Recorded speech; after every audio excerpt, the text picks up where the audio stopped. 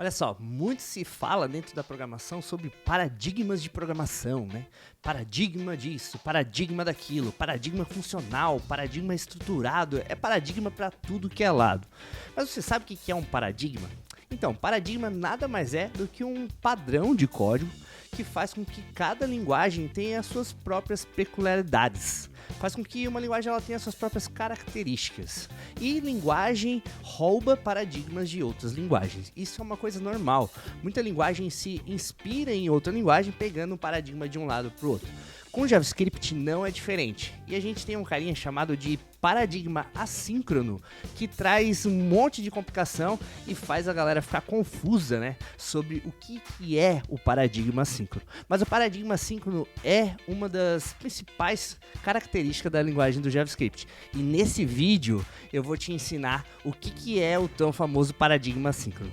Então fica até o final do vídeo que eu tenho certeza que tu vai aprender de uma vez por todas o que é paradigma assíncrono. Roda a vinheta.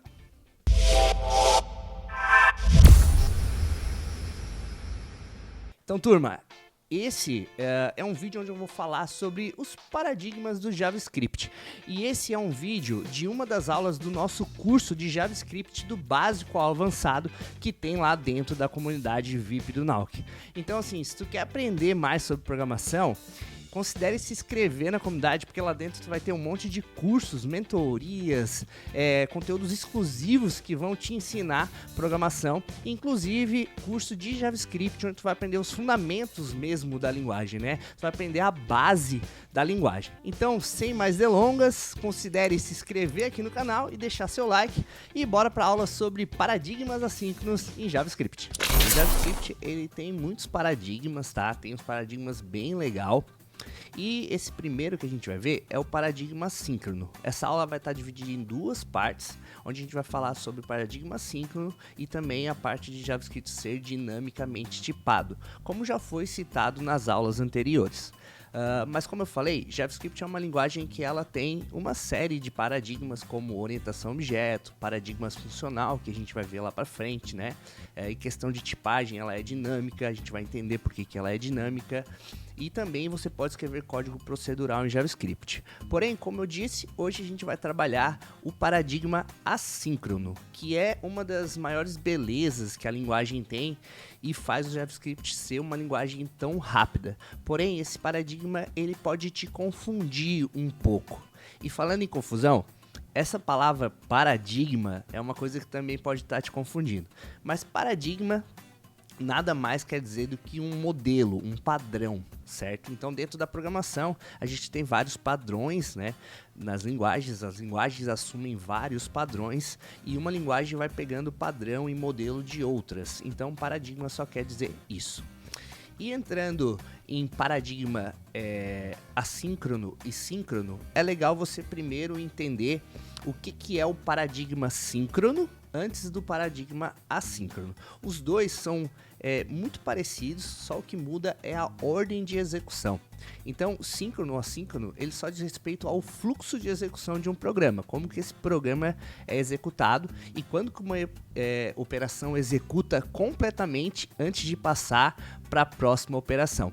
Então, no paradigma síncrono, a gente tem algo como se fosse nesse sentido, executando sempre de cima para baixo o nosso código. Então, conforme tu lê o teu código, é assim que é executado ele, certo? É assim que as respostas acontecem, de cima para baixo.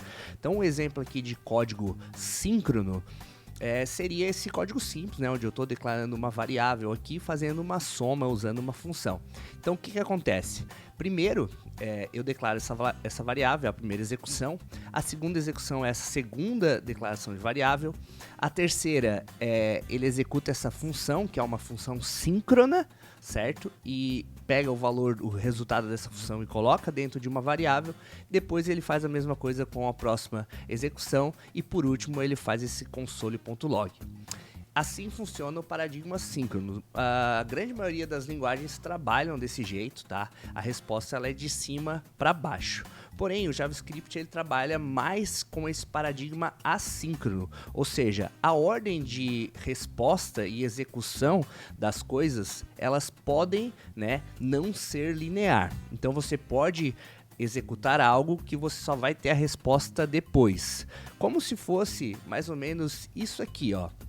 Você executa, porém lá em cima, quando você pediu a resposta, ela só foi dada junto com a última execução. Por exemplo, para te exemplificar um pouco mais, aqui um código assíncrono, certo?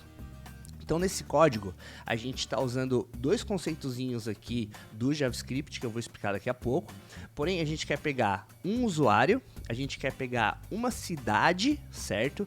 Adicionar esse usuário no nosso banco de dados e adicionar essa cidade no banco de dados e depois fazer um console.log desses dois resultados. Só que o que acontece aqui?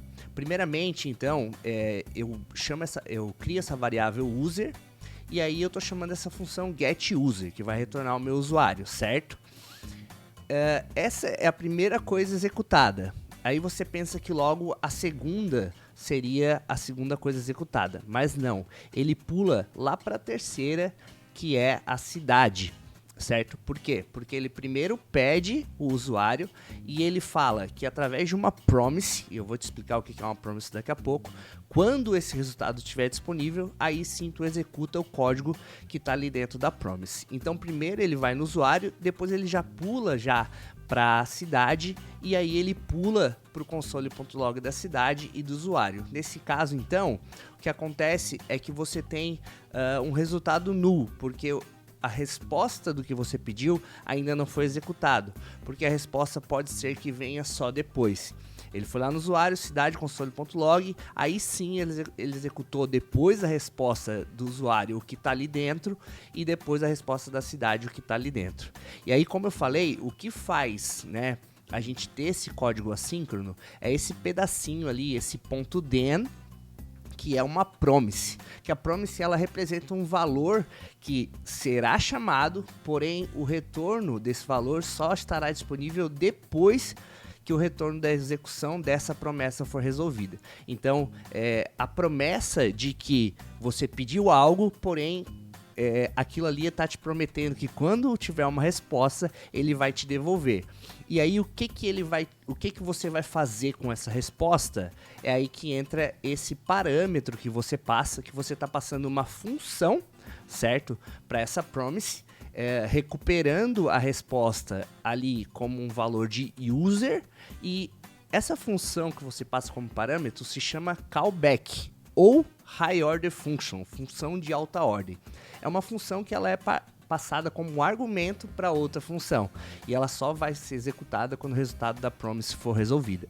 Então, por isso que esse código ele só é executado depois que você tem o valor do usuário disponível para fazer alguma coisa. Beleza? Eu espero que vocês tenham entendido um pouquinho sobre o que é o paradigma assíncrono, tá? Não tem muito segredo, na realidade está muito fortemente ligado com a ordem da execução, certo? Mas depois, mais para frente, no módulo de JavaScript assíncrono, a gente vai ver um pouquinho mais sobre isso. Espera aí, deixa eu voltar aqui. Então a gente vai ver por que o JavaScript é assíncrono, a gente vai ver também a estrutura de uma promise, como que funciona para você criar uma promise. A gente vai falar sobre a async e await, que são duas palavras reservadas que vieram no S6 para você tratar promise de uma forma diferente, não usando aquele ponto .den. A gente vai falar sobre generators e yield e por último a gente vai falar sobre o event loop no Node.js, que tem muito a ver com essa parte de JavaScript assíncrono.